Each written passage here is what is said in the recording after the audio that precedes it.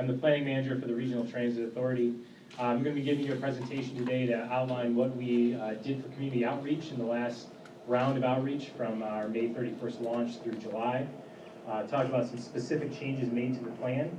I do want to let folks know, although it is hot off the presses because we've been cranking pretty hard to get it done, the updated plan is online, along with an updated financial technical memo, which I'll be referencing, and other documents that I believe will provide some more information as to what is inside the plan. So all these documents are available.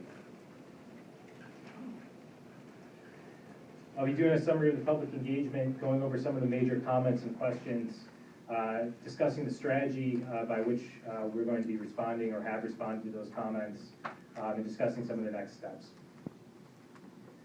First, the public engagement summary. An outreach overview. So this is what we did to reach out to people to allow them to know about the plan and all the events that we had to discuss the plan. First, we started with the May 21st launch, which was very well attended. We had lots of great media coverage over that time period, including the front page of the news of Free Press, Cranes, and other outlets. We had over 94 news items at 68 different outlets and about 10 editorials. We had over 25,000 interactions on Facebook and Twitter, both in May and in June. We sent the plan and information about the plan to over 200 libraries, including copies of the plan itself to 6 libraries. We worked with community partners, over 50 community partners, to get the word out about the plan, about the chance to comment, about our meetings, and actually have them help volunteer and come to meetings and bring folks to those meetings. We had advertising running on the radio. We did Facebook advertising. We did email blasts, about 6 different email blasts to our list of over 1,500 people, and worked with some of our partners in the obviously community and other communities to do email blasts to all of their email lists to let people know about the plan and their chance to comment. We have a service that people have signed up for that allows for text blasts to go out. We have about almost 200 people signed up for that, so we use that as a form of outreach. We placed over 520 ads on all the buses, from the Ann Arbor system to the Detroit system to the SMART system to the People Mover, and we distributed 2,500 flyers. We hosted 20 master plan events. This includes the launch event, 13 public open houses throughout the region, 5 community presentations, and 1 live radio show. Over 700 people attended those events. We received 144 comments, written comments. We summarized about 83 comments from the events that we held. And we had 182 people that participated in the Facebook poll.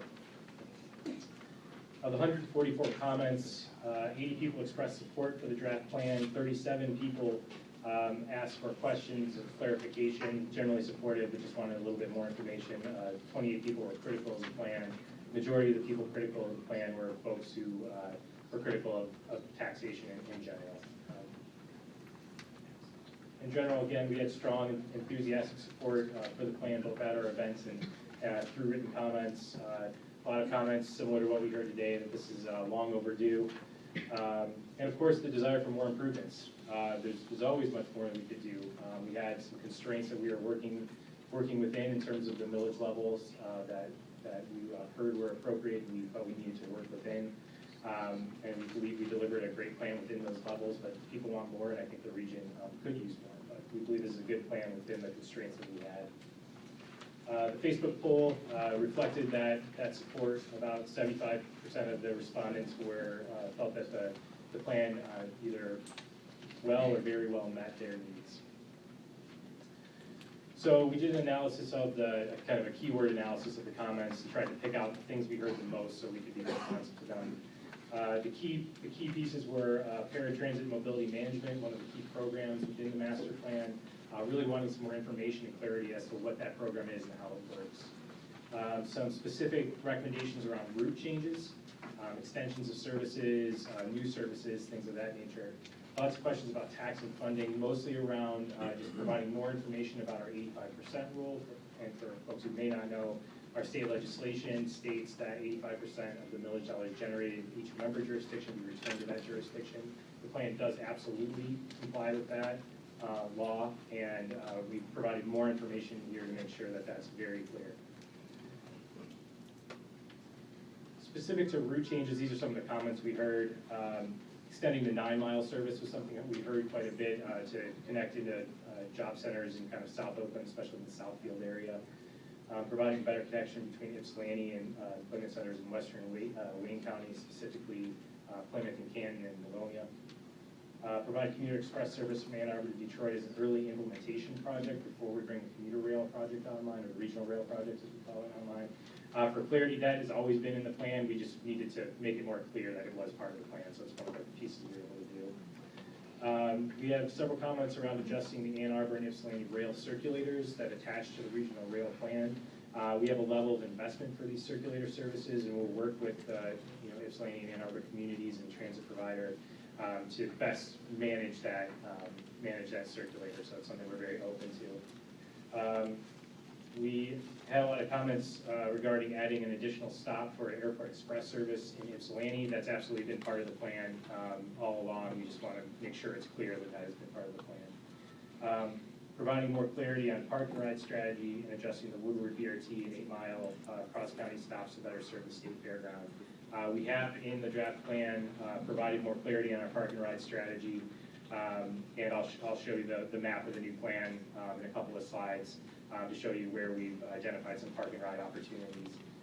And we are fully open to adjusting the Woodward BRT and 8-mile stops to better serve the state fairground and working with the development community in the city to best serve that property as well.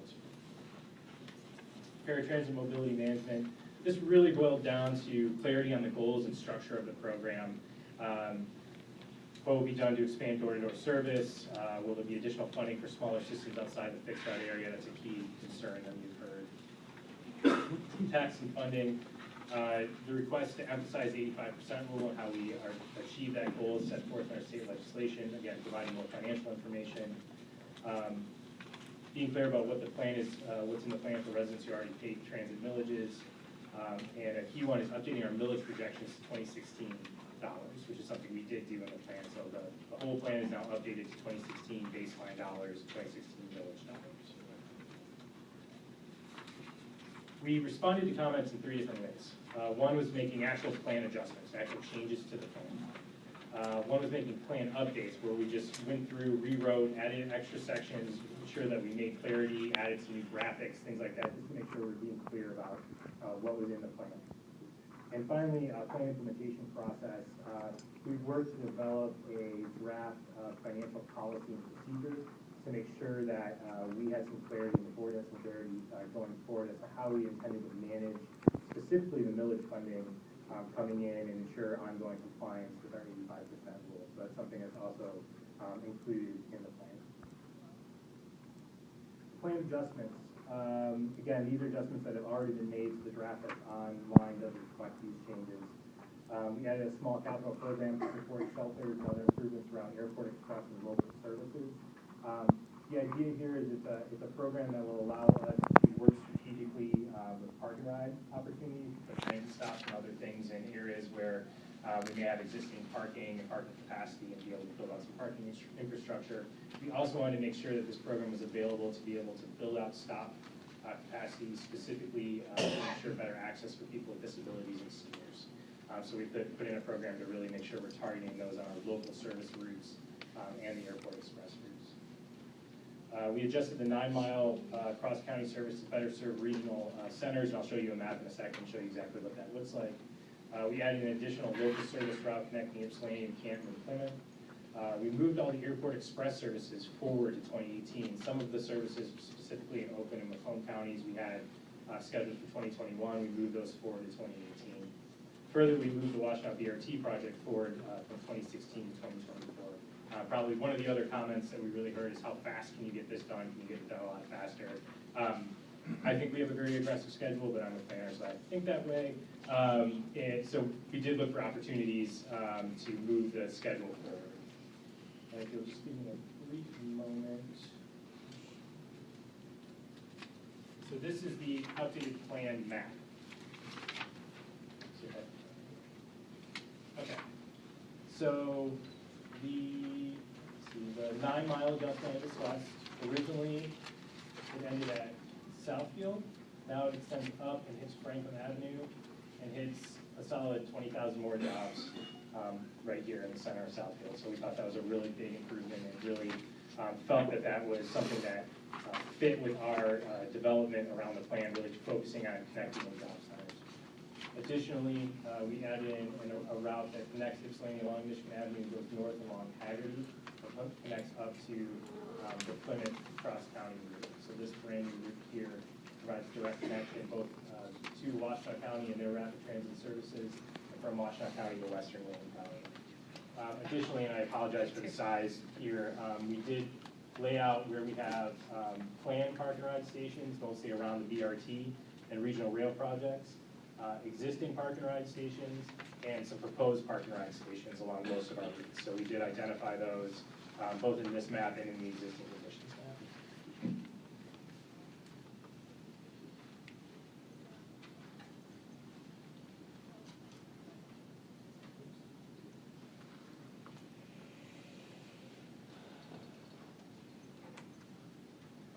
Plan updates. We adjusted the plan narrative around paratransit mobility management.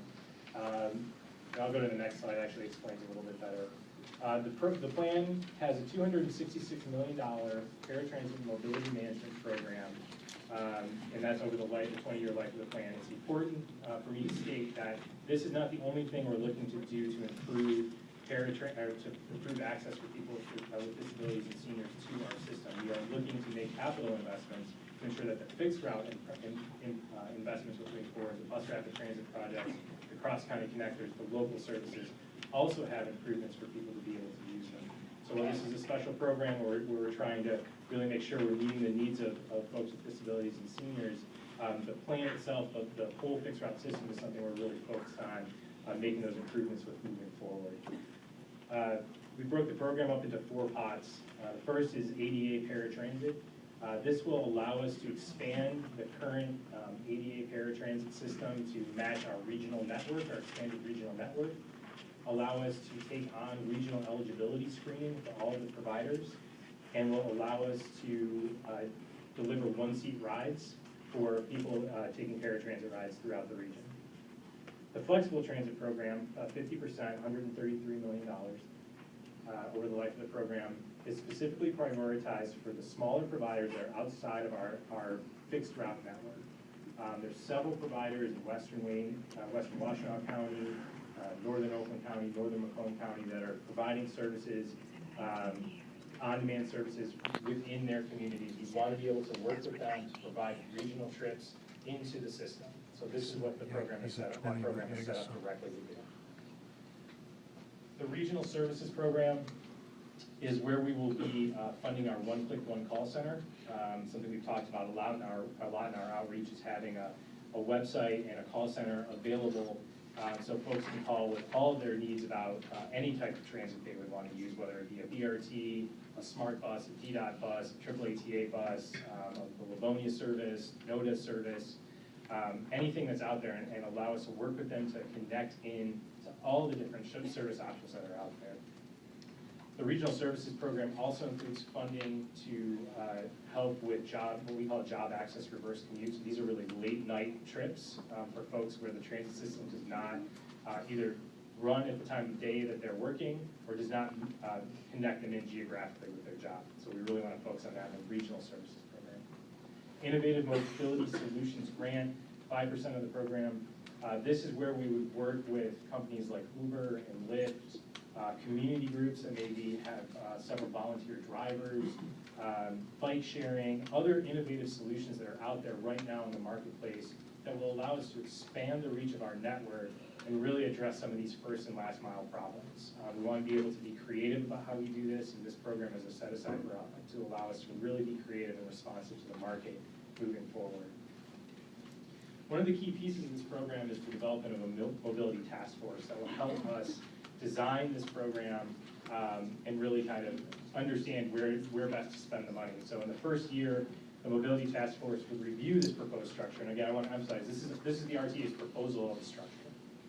We're flexible in how this actually gets implemented. We want to talk with the mobility task force to understand what the needs are. Do we miss the mark somewhere with this structure? Flexible on how we would start it out and how we would adjust it going forward. We want to develop an existing conditions, presentations, and assessments for the board, create a 5-year implementation strategy, and develop a call for projects for the Innovative Mobility Solutions Grant. Just general information, you saw some of these updates already, but we did add more information in maps concerning our park and ride strategy. We did include in Chapter 7 of the plan, where we discussed the draft plan, specific kind of rider experiences. What is the transit system like today? With BRT, what is it like? With the cross-county connector, what is it like? So we added those for each one of our sections of the plan. Further, we, to the best of our ability, updated maps and other things to be responsive to some comments, just to make sure we were clear in what we had mapped. The plan will include an updated engagement overview with all the information I shared here today. We also have an appendix online that has comprehensive engagement reports for all 3 major rounds of outreach. So what I talked about today, for folks who may not be aware, is just the last round of outreach we did. We had 2 other major rounds, so I will have a report online that provides an overview of all the outreach we did throughout the whole planning process. Fares, ridership, and security. These are key questions that we want to be able to address. We're going to address them in terms of frequently asked questions.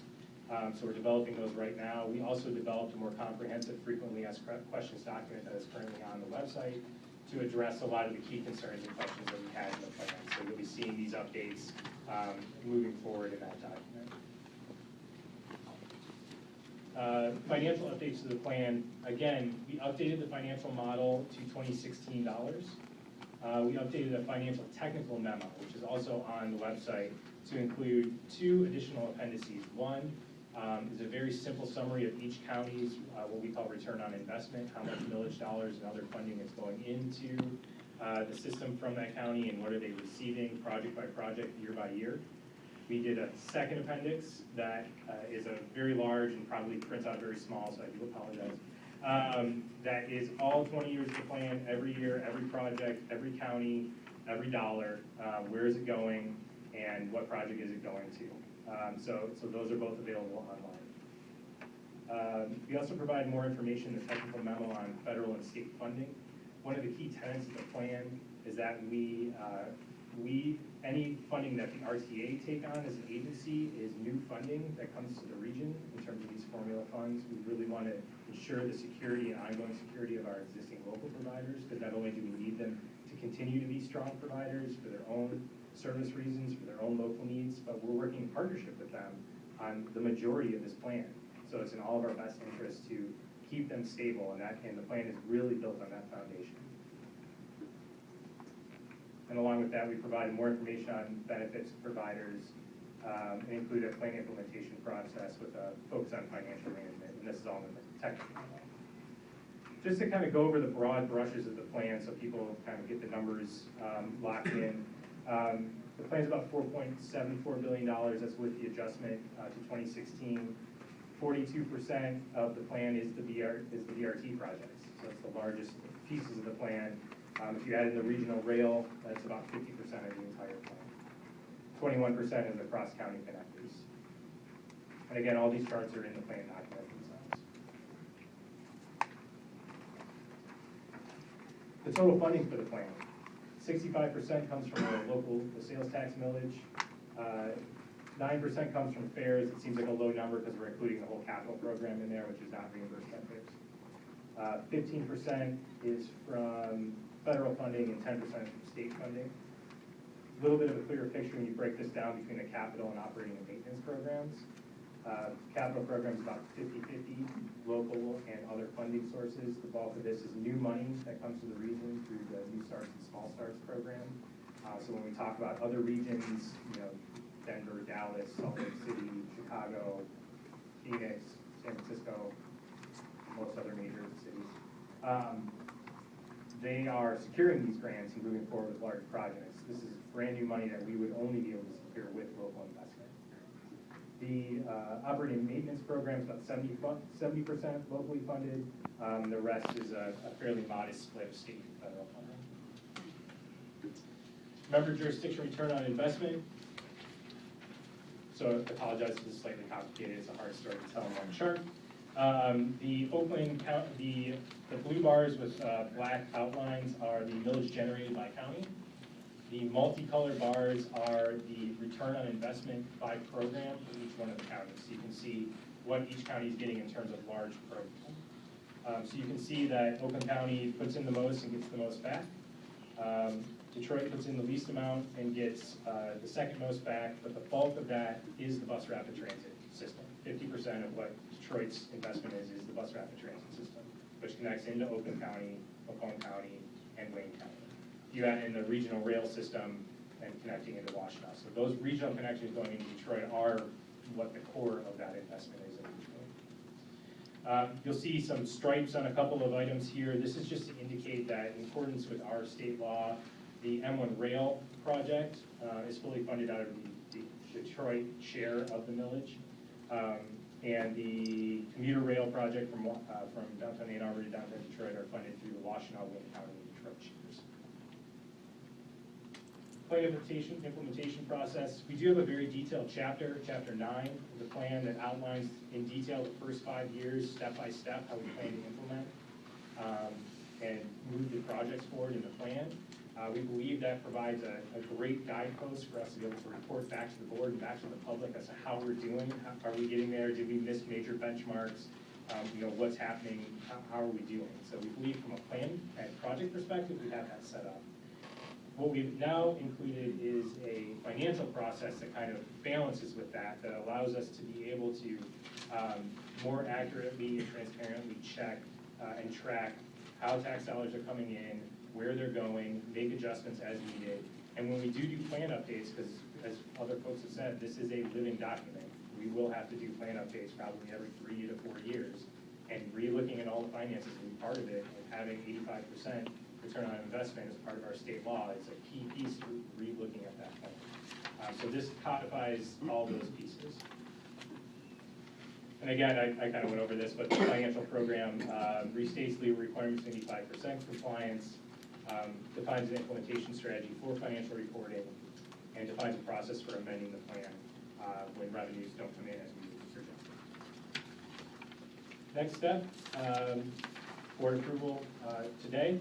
Ballot language approved by the State Board of Canvassers August 16th, election day November 8th. That's it.